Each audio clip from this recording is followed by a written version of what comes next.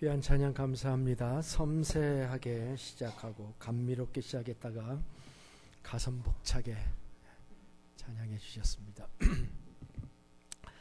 하나님의 말씀 원래 24장을 다 읽어야 되지만 워낙 길어서 다 읽지를 않고 시작과 마침 부분만 읽습니다마는 그래도 전체를 읽은 걸로 그렇게 알겠습니다.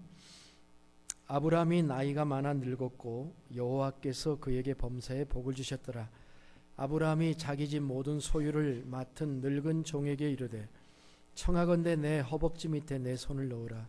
내가 너에게 하늘의 하나님 땅의 하나님이신 여호와를 가리켜 맹세하게 하노니 너는 내가 거주하는 이 지방 가나안 족속의 딸 중에서 내 아들을 위하여 아내를 택하지 말고 내 고향 내 족속에게로 가서 내 아들 이삭을 위하여 아내를 택하라. 종이 이르되 여자가 나를 따라 이 땅으로 오려고 하지 아니하거든 내가 주인의 아들을 주인이 나오신 땅으로 인도하여 드리리까 돌아가리이까. 아브라함이 그에게 이르되 내 아들을 그리로 데리고 돌아가지 아니하도록 하라. 하늘의 하나님 여호와께서 나를 내 아버지의 집과 내 고향 땅에서 떠나게 하시고 내게 말씀하시며 내게 맹세하여 이르시기를 이 땅을 내 씨에게 주리라 하셨으니 그가 그 사자를 너보다 앞서 보내실지라 내가 거기서 내 아들을 위하여 아내를 택할지니라. 만일 여자가 너를 따라오려고 하지 아니하면 나의 이 맹세가 너와 상관이 없나니 오직 내 아들을 데리고 그리로 가지 말지니라. 그 종이 그의 주인 아브라함의 허벅지 아래에 손을 넣고 이 일에 대하여 그에게 맹세하였더라. 아멘. 62절부터 그때 이삭이 부엘 라헤로이에서 왔으니 그가 네게부 지역에 거주하였습니다. 이삭이 저물 때에 들에 나가 묵상하다가 눈을 들어보매 낙타들이 오는지라. 리브가가 눈을 들어 이삭을 바라보고 낙타에서 내려 종에게 말하되 들에서 배회하다가 우리에게로 마주오는 자가 누구냐. 종이 이르되 이는 내 주인이니이다. 리브가가 너울을 가지고 자기의 얼굴을 가리더라. 종이 그 행한 일을 다 이삭에게 아뢰매 이삭이 리브가를 인도하여 그의 어머니 사라의 장막으로 드리고 그를 맞이하여 아내로 삼고 사랑하였으니 이삭이 그의 어머니를 장례한 후에 위로를 얻었더라. 아멘. 아멘.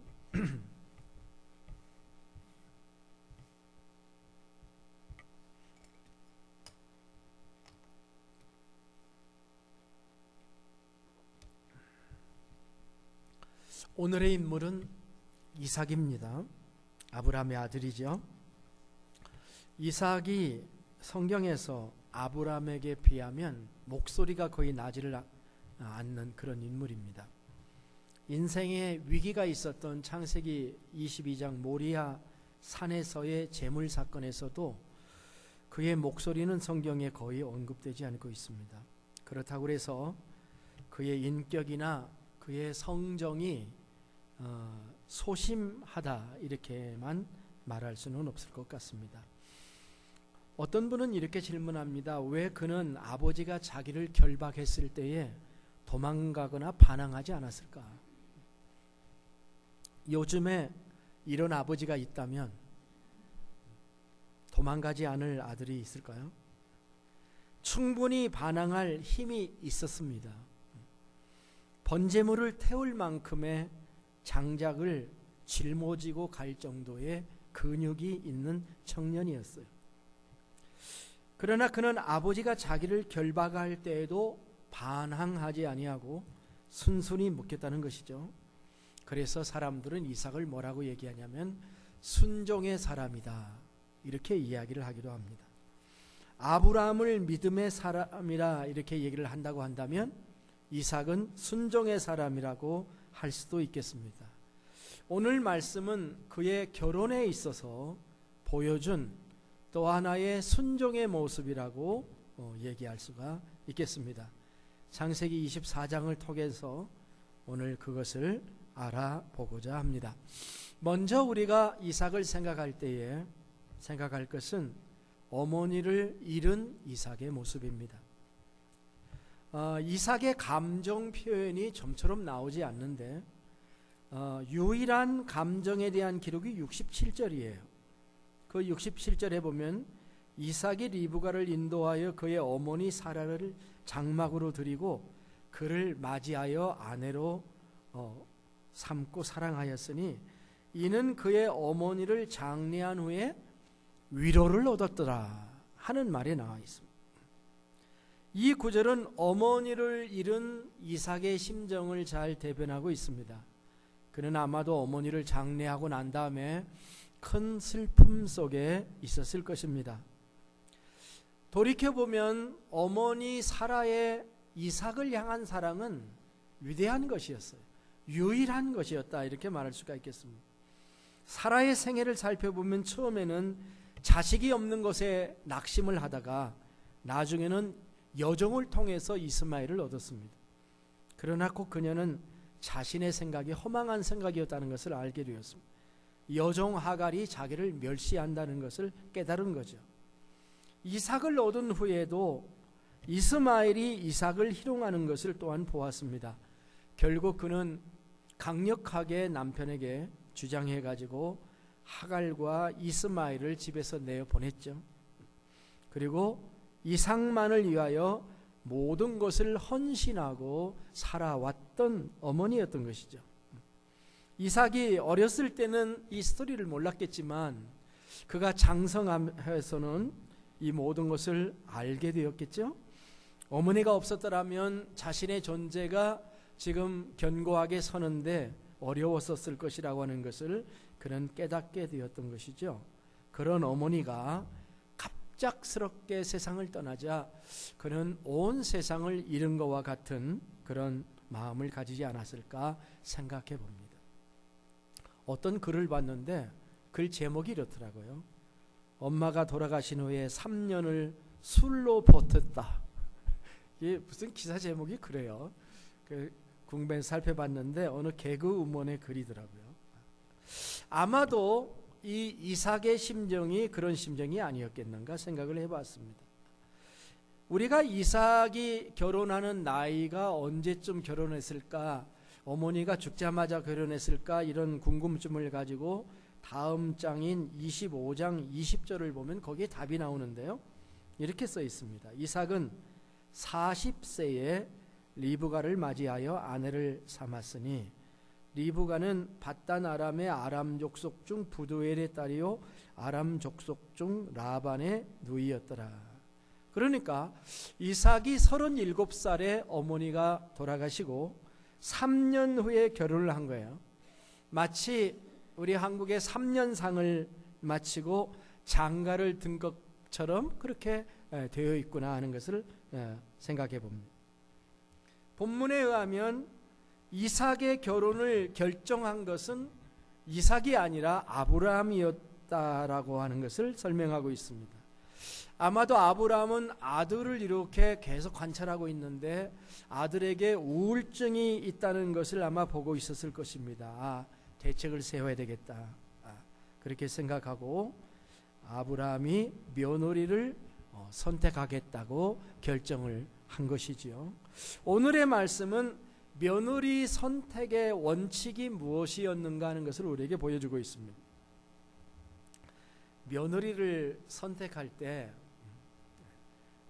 아들, 전 초이스가 없습니다만은 며느리를 선택할 때 어떤 며느리를 선택할 것인가, 여기에 대해서 아마 토론을 시키면 많은 이야기들이 있을 것입니다.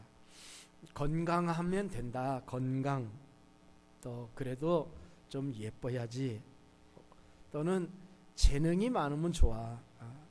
또 인격이 사람됨이 중요하다.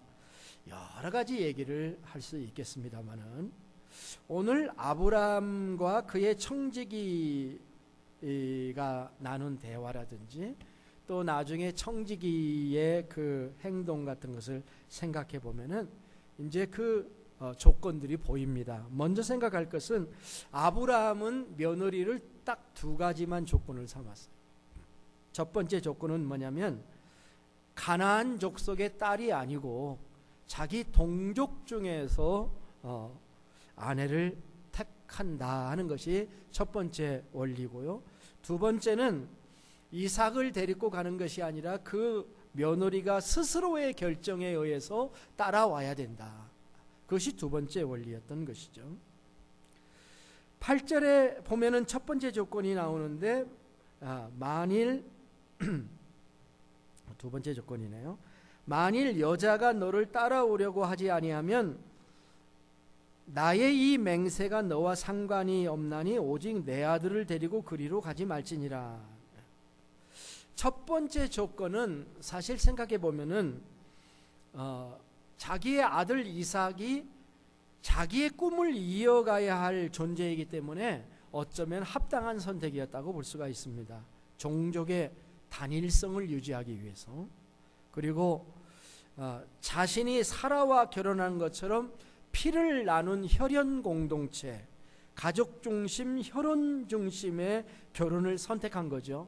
그 당시에는 가까운 친척과의 결혼을 근친 결혼이라고 그러는데, 근친 결혼은 초창기 인류 역사에 아주 많은 일이었어요.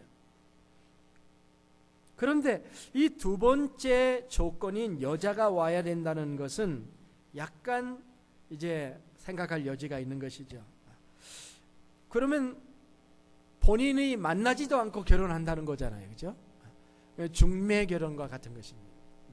중매 결혼을 하게 되는 거죠. 미국에 온 최초의 한국 이민은 하와이에 온 사람들인 거 아시죠? 1907년 이후에 하와이에 건너온 조선 1907년이니까 그 1910년에 한일 합방이 됐고, 그러니까 아주 조선 말기입니다. 이 조선인 노동자들이 하와이의 농장에 노동자로 이민을 갔습니다. 농장에서 사탕수수, 파인애플 이런 것을 재배하는 일을 했는데, 이 남자들만 갔다 보니까 이 남자들이 결혼 문제를 해결할 수가 없었어요. 그렇다고 그 남자들이 영어를 잘하느냐, 그것도 아니잖아요. 그래가지고 이것으로 인해 불만이 높아지자 농장주들이 요청을 해가지고 신랑과 신부의 사진을 보고 결혼을 하는 사진 결혼이라고 하는 것이 그 당시 유행하게 되었습니다.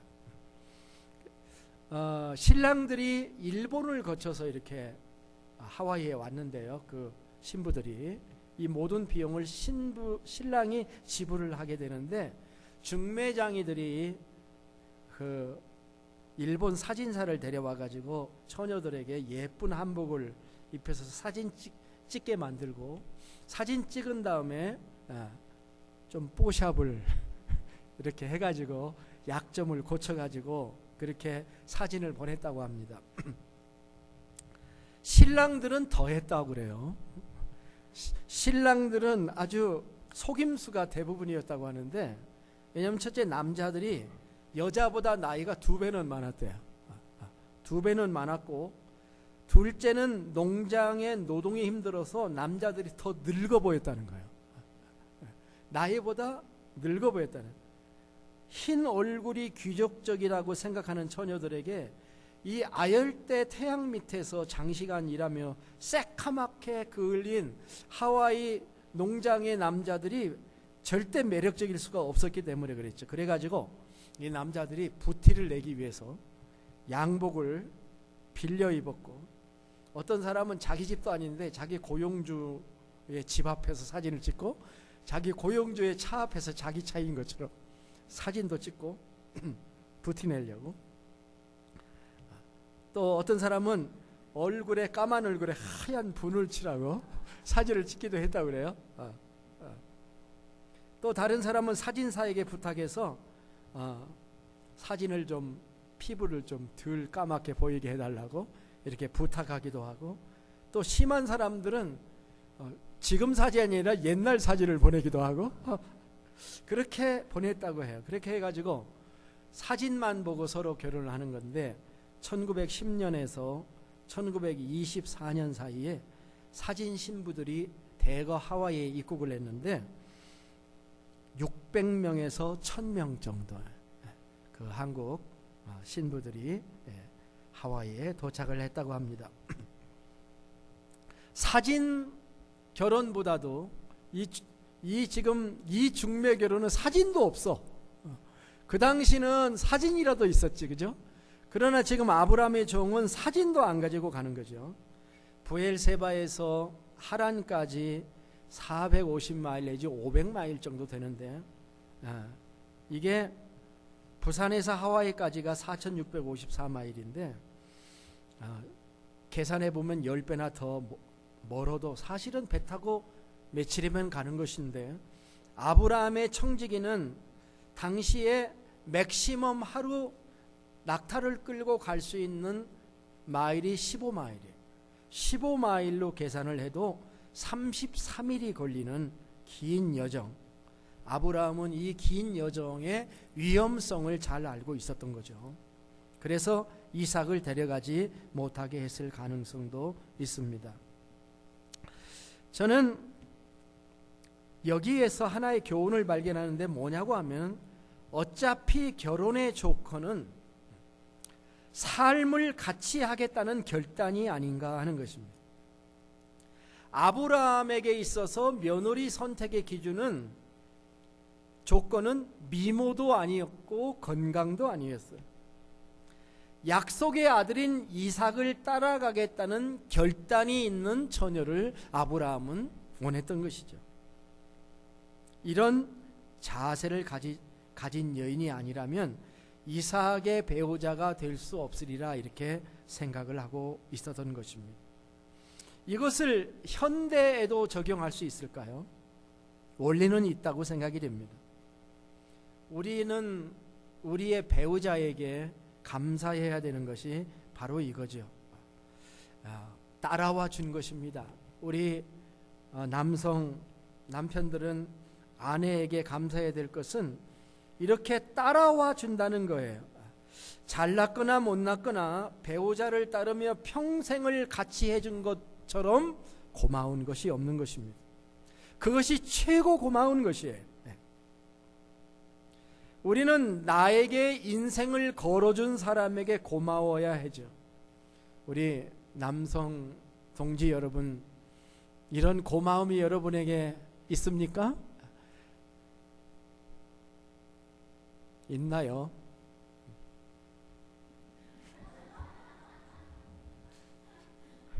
반응을 알 수가 없네. 어쨌든 태평양을 건너서까지 따라왔잖아요. 따라온 것이 얼마나 고맙고 감사한 일인지. 그래서 뭐 다른 조건 필요 없다, 동족이면 되고, 또 하나는 따라오기를 원하면 된다. 지금 아브라함은 그렇게 두 가지 조건을 내세웠던 것입니다. 세 번째 생각할 것은, 청지기의 입장은 또 조금 달랐던 것을 볼 수가 있습니다. 오늘 말씀을 보면은 청지기의 이름이 나와 있지 않습니다. 뭐라고, 오늘은 제가 주일날은 오늘 아침 예배 시간에도 늙은 남자, 늙은 여자 얘기를 했는데, 오늘은 늙은 것을 표현하는 날인가 봐요. 여기도 청지기의 이름은 나와 있지 않는데 늙은 종이다, 이렇게 기록되어 있어요. 그러나 이 늙은 종인데 보통 종이 아닙니다.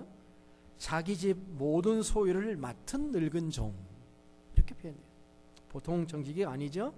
수석 청지기입니다. 수석 청지기. 그는 주인의 낙타 10필에다가 낙타 10필에 선물을 할 만큼 우리는 없죠, 그죠? 우리는 선물을 하면 낙타 한 필도 못 채울 거야. 낙타 10필에다가 주인의 모든 좋은 것을 싣고 떠났어요. 혼자가 아니었을 겁니다. 저는 최소한의 경비 요원을 데리고 갔을 거다라고 생각해요. A조, B조는 있었을 거다 나는 생각해요. 왜냐하면 이 여행이 위험하거든요. 도둑들이 있거든요. 몰살당할 수도 있어요. 그래서 아마 최소 10명은 데리고 5명은 A조, 5명은 B조에서 공격받아온 도망가고 대항하고 이런 조는 있지 않았겠나, 저는 그렇게 생각을 해요. 이 청지기는 나름대로의 주관이 뚜렷한 사람이었어요.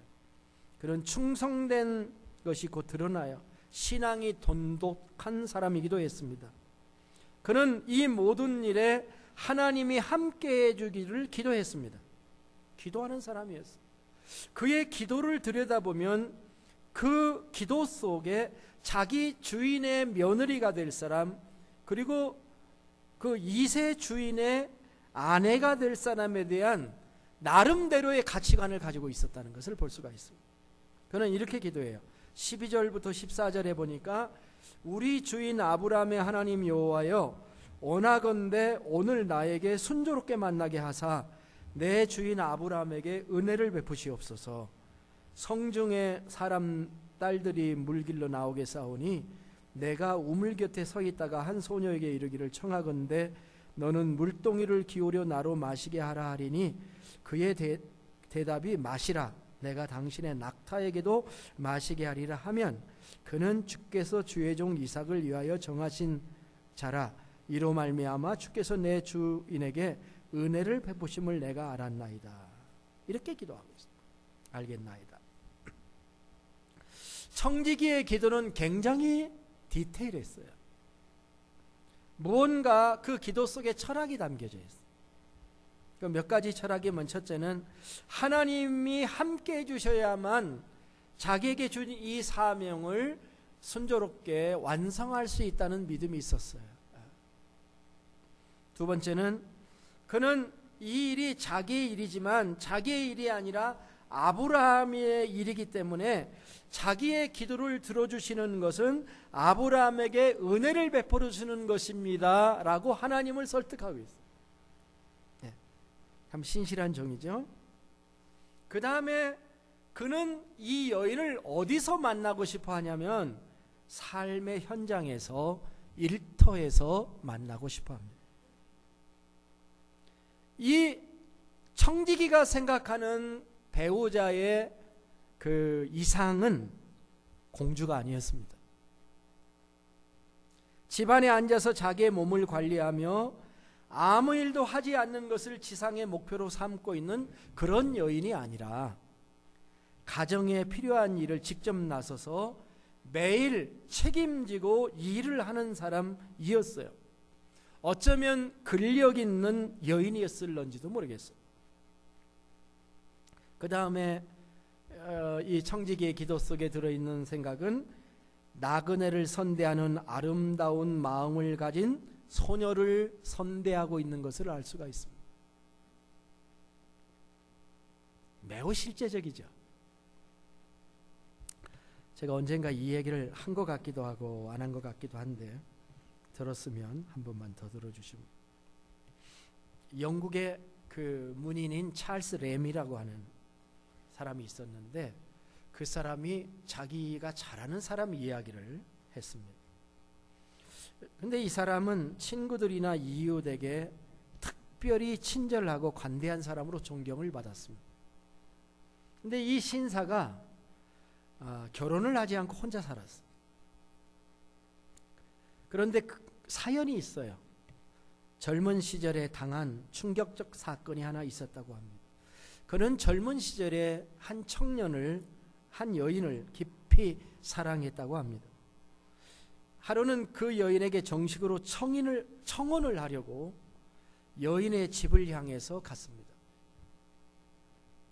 근데 그는 자기가 결혼 신청을 하면은 틀림없이 받아줄 것을 확신하고 간 것입니다. 그런데 의외의 놀라운 일이 발생을 했어요. 집에 도착해서 문을 두드리니 하인이 나오는데, 하인이 나와서 말하기를 아가씨는 당신을 만나기를 원치 않는다고 하십니다 해가지고 전가를 그렇게 하니까 할 수 없이 돌아설 수밖에 없었죠. 돌아오면서 청년은 마음속에 굉장히 깊은 상처와 실망이 가득하게 되었다고. 집으로 돌아온 청년은 견딜 수가 없어서 잠을 자지 못하고 그 여인에게 편지를 썼습니다. 왜 자기를 만나주지도 않았는지 이유를 말해줄 수 없느냐고, 그런 내용의 편지를 붙였습니다. 답이 왔어요. 다음은 편지의 내용이었습니다. 나는 당신이 오는 것을 기다리며 창문을 내다보고 있었습니다. 마침내 당신께서 우리 집을 향해서 오시는 것을 발견하였습니다. 그런데 당신은 걸어오시면서 길에서 일을 하고 있던 한 가난한 여자를 떠밀게 되었습니다. 그런데 당신께서는 그 여인을 부축해 주지도 않았고 사과의 말도 한마디 안 했습니다. 나는 그때 마음에 저 사람은 나의 남편이 될 사람이 아니라고 작정했습니다. 불쌍한 여자에게 친절할 줄 모르는 사람이라면 나에게도 진정한 사랑을 줄 수 없을 것이라고 느꼈기 때문이었습니다. 이게 편지였습니다. 이 사건 이후에 이 청년은 자기 자신의 행동을 굉장히 반성하고 그 다음부터는 빈부의 차이를 두지 않고 누구에게나 친절하고 관대한 사람이 되었다는 것입니다. 청지기가 보고자 하는 마음이 그런 마음이 아니었는가 싶습니다. 나그네를 선대하는 마음이 있는가? 아마 10마리의 낙타가 물을 먹는데 채워주려면 상당히 바빴을 거요. 상당히 부지런해 해서 그 말씀을 읽어보면 빨리빨리 했다고 하는 그런 표현도 나오고 있습니다. 이것이 청지기가 보고자 하는 중요한 관점이었습니다. 오늘 우리는 이 말씀을 통해서 결혼에 대한 생각을 좀 몇 가지 해보고 싶습니다. 결혼이란 무엇인가? 첫째, 결혼은 상대를 따라가겠다고 하는 결단이죠. 리브가의 부모가 리브가를 불러다가 물어요. 58절에 리브가를 불러 그에게 이르되 내가 이 사람과 함께 가려느냐? 그가 대답하되 가겠나이다 라고 대답을 합니다. 물론 결단의 책임도 따르겠지만은 그와 함께 인생을 함께하고 운명을 함께할 것을 결단하며 따라가는 것이 결혼 생활이 아닌가 싶습니다. 두 번째, 결혼은 부모를 떠나는 것입니다. 이게 성경에서 한결같이 주장하는 얘기인 것을 여러분 아시죠? 창세기 2장 24절에 이러므로 남자가 부모를 떠나 그의 아내와 합하여 둘이 한 몸을 이룰지로다. 에베소서 5장 31절에 그러므로 사람이 부모를 떠나 그의 아내와 합하여 둘이 한 육체가 될지니. 마태복음 19장 5절에서 예수님은 이 말씀을 읽어보지 못했느냐? 라고 질문을 하셨습니다. 리브가의 부모들은 적어도 열흘 정도는 딸과 함께 시간을 가지고 싶어 했습니다. 사실은 열흘도 금방 지나갑니다. 그렇죠? 그런데 이 청지기는 열흘 동안 머물 마음의 여유가 없습니다. 당장 내일 아침 떠나겠다는 거예요. 좀 잔혹할 정도죠. 청지기가 바로 출발하기를 원하니까 네가 가겠느냐 그랬더니 가겠나이다 이렇게 얘기를 하는 말에 그만 그 다음 날에 딸을 떠나보내고 말았던 거죠. 얼마나 서운했겠습니까? 그래도 떠나보내야 합니다. 본인도 부모를 떠나야 되고 부모도 자녀를 떠나보내야 됩니다. 축복하면서 떠나보내야 되는 거죠. 여기 세 번째 원리가 있습니다. 결혼은 부모의 축복이 필요하다라고 하는 것입니다. 59절부터 60절에 보니까 그들이 그 누이 리브가와 그의 유모와 아브라함의 종과 그 동행자들을 보내며 리브가에게 축복하여 이르되 우리 누이여 너는 천만인의 어머니가 될지어다. 내 씨로 그 원소의 성문을 얻게 할지어다. 사라의 축복을 이어가는 것 같이 보이지 않습니까? 하나님께서 사라에게 이름을 바꿔주시면서 너는 사레라 하지 말고 사라라 하라고 할 때에 여러 민족의 어머니라는 이름으로 사라라는 이름을 주었는데 이들은 사라는 알고 있었을 거예요. 그런데 그 사라의 축복을 계속 리브가에게 주고 있는 것입니다. 부모는 떠나보내는 자녀를 계속 축복해야 될 줄로 믿습니다. 그 축복이 응답으로 나타날 수 있는 줄도 믿습니다. 그 다음에 생각할 것은 결혼에 있어서 기도의 중요성입니다. 우리는 이미 청지기의 기도를 보았습니다. 창세기 24장 초반부에 나온 청지기의 기도뿐만이 아니라 이삭도 기도하고 있었습니다. 63절에 보니까 63절을 한번 찾아서 같이 보겠습니다. 63절 같이 읽습니다. 이삭이 저물 때 들에 나가 묵상하다가 눈을 들어보매 낙타들이 오는지라. 이 묵상한다는 단어가 성경에 딱 한 번밖에 안 나오는 단어입니다. 아주 특별한 단어를 사용했습니다. 이삭도 하나님 앞에 기도했다라고 하는 얘기를 지금 하고 있는 거죠. 네. 기도는 이삭도 하고 있었고 사실은 이삭만 기도한 게 아니었겠죠. 가장 많이 기도한 건 누구였을까요? 아브라함이었겠죠. 아브라함이 기도하고 청지기가 기도하고 그리고 저쪽 집안이 축복의 기도를 하고 또 당사자도 기도하고 이렇게 결혼이라고 하는 것은 기도를 통해서 지탱되어져 나가는 것인데 이것은 만날 때만 이렇게 기도하는 것이 아니겠죠. 결혼 생활 내내 우리는 기도해야 될 것이고 기도가 우리 가정의 경영에 중요한 철학이 되어야 될 줄로 믿습니다. 자, 오늘은 이삭의 결혼을 통해서 우리는 가정을 생각하고 있습니다. 만일 우리가 성장한 자녀를 두고 있고 그들의 배우자를 선택해야 될 날이 온다면 우리는 오늘의 말씀을 기억해야 될 것 같습니다. 키 크고 잘생긴 미모의 훈남 훈녀를 생각하는 것보다 돈 잘 버는 사람을 찾는 것보다 자신의 환경을 떠나 배우자와 함께 운명을 함께하며 성실하고 근면한 사람 그리고 이웃에게 진정한 친절을 베풀 사람들을 사위나 며느리로 삼아야 하지 않겠는가. 이것이 오늘의 교훈이라고 생각합니다. 기도하던 이삭은 리브가를 만나서 그녀를 어머니의 사라의 장막으로 맞아들이고 아내로 삼아서 사랑했다 이렇게 얘기를 했습니다. 둘이 만나 죽고 못 살다가 사랑한 게 아니고 처음 만났는데도 불구하고 아내로 삼은 다음에 사랑했다. 이런 표현들이 참 독특한 표현이 아닐 수가 없습니다. 우리는 이런 진정한 사랑 어떻게 이루어졌겠습니까? 아브라함이 기도했고 청지기가 기도했고 이삭이 기도한 그 기도를 하나님이 응답해 주신 거라고 믿습니다.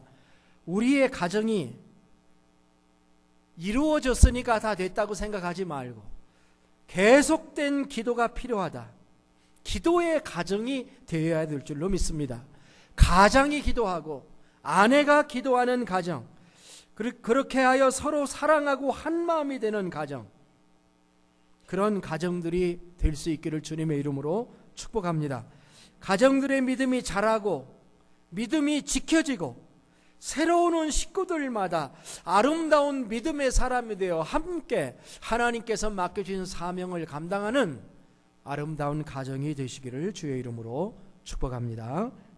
기도하겠습니다. 하나님 아버지, 우리에게 분별력을 허락해 주시옵소서. 우리에게 무엇이 아름다움인지를 알게 해 주시기를 원합니다. 어쩌면 우리 모두가 리브가 같이 이 미국 땅에 왔습니다. 한 사람 한 사람 축복해 주시옵소서. 복된 삶이 되게 하시고 각 가정을 살리는 자들이 되게 하여 주시옵소서. 신앙의 원칙을 가지고 살게 하여 주시옵소서. 한 사람 한 사람의 사랑과 헌신을 축복합니다. 저들의 가정을 계속 이어나가게 하시고 복되게 하시고 하나님의 영광을 위해 사용하여 주시옵소서. 존귀하신 예수님의 이름으로 기도합니다. 아멘. 다 함께 일어나셔서 찬송가 377장